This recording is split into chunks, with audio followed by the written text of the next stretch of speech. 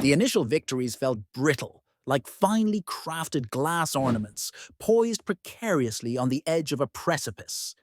Kenwin, despite his newfound mastery over the quantum quattro, found himself increasingly plagued by a gnawing self-doubt.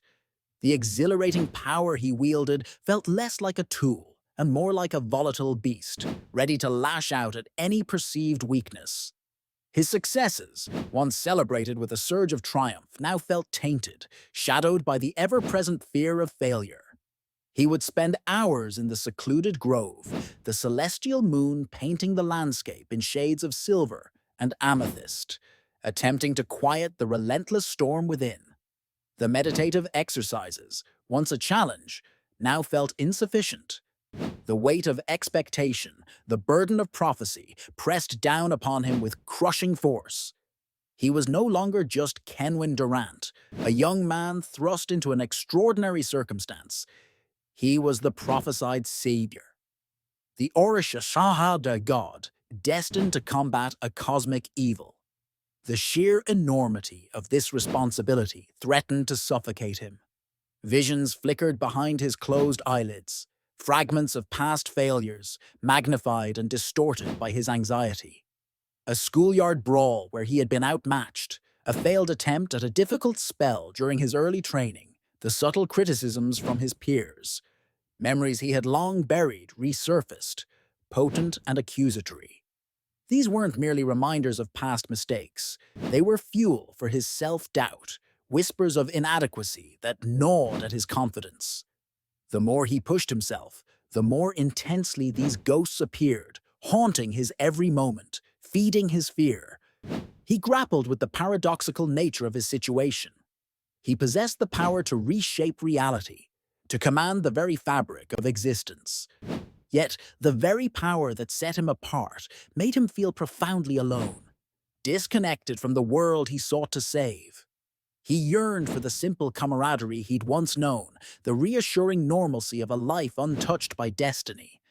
But that life was gone, replaced by an overwhelming responsibility that weighed on him like a millstone around his neck. His solitude, intended as a refuge, became a cage. The serene beauty of the ethereal landscape, once a source of inspiration, now felt like a mocking reminder of his own internal struggle. He longed for Theron's wisdom, but even the ancient Orisha's guidance felt insufficient against the tempest in his soul.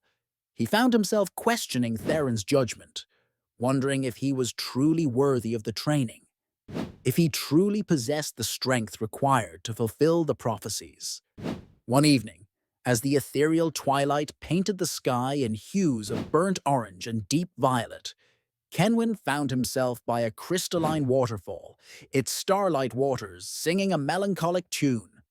He sat on a smooth obsidian rock, gazing at his reflection in the cascading liquid light. His face, usually bright and determined, was etched with a deep weariness, the lines of worry around his eyes mirroring the jagged peaks of the surrounding mountains. He saw not just his reflection, but the burden he carried, a universe resting on his shoulders, a war on the horizon, and the gnawing fear that he might not be up to the task. He felt the sharp sting of tears in his eyes, the bitter taste of despair on his tongue. He was not merely struggling against his own insecurities. He was grappling with the profound loneliness of bearing a world's fate. In that moment of profound vulnerability, something shifted within him. The self-pity, the desperate need for validation, gave way to a quiet resolve. He realized that his doubt, while crippling, was also a testament to his humanity. His fear was not a sign of weakness, but an acknowledgement of the magnitude of the challenges ahead. He spent the following day not in frantic attempts to master the quantum quattro, but in quiet introspection. He explored the hidden corners of his mind, confronting his fears not with anger or denial, but with a calm acceptance. He delved into the memories that haunted him, not to dwell on past failures, but to understand their significance. He sought not to erase his doubts, but to integrate them, to use them as fuel for a greater understanding of himself. He recognized the patterns of his self-doubt, The subtle triggers, the insidious narratives he told himself, the self-defeating thoughts that sabotaged his efforts. With each step of self-discovery, he began to dismantle these negative patterns. He learned to challenge his internal critics, to reframe negative thoughts into positive affirmations. He replaced the whispers of inadequacy with the resonant voice of self-belief. This internal work proved even more challenging than his physical training.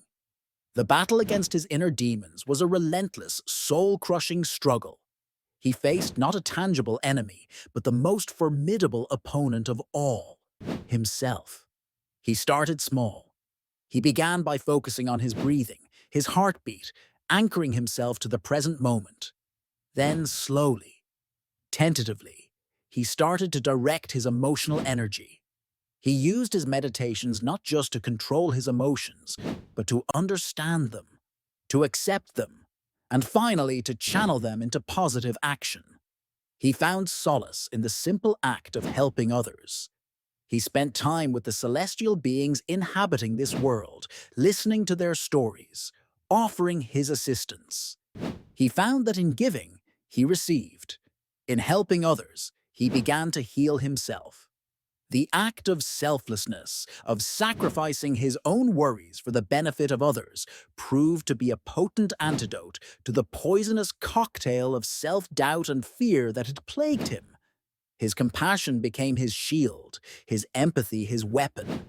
As he overcame his self-doubt, Kenwin found a new, deeper understanding of the quantum quattro. It responded not only to his intent, but to his emotional state. The weapon became an extension of his being, mirroring his journey of self-discovery. His control became absolute, his power refined and honed by his emotional resilience. He was no longer merely a wielder of power. He was a conduit of it, guided by an inner strength that transcended even the formidable quantum quattro. The ethereal landscape mirrored his inner transformation. The once terrifying obsidian mountains now felt less threatening, their jagged peaks shimmering with a newfound beauty. The oppressive dread that had clung to the air began to lift, replaced by a sense of hope and determination. He had faced the darkness within and had emerged, not unscathed, but stronger. He was ready. The test, whatever it may be, would not break him. He was ready to face the demons beyond the rifts, the shadows of doubt finally vanquished. His journey had just begun.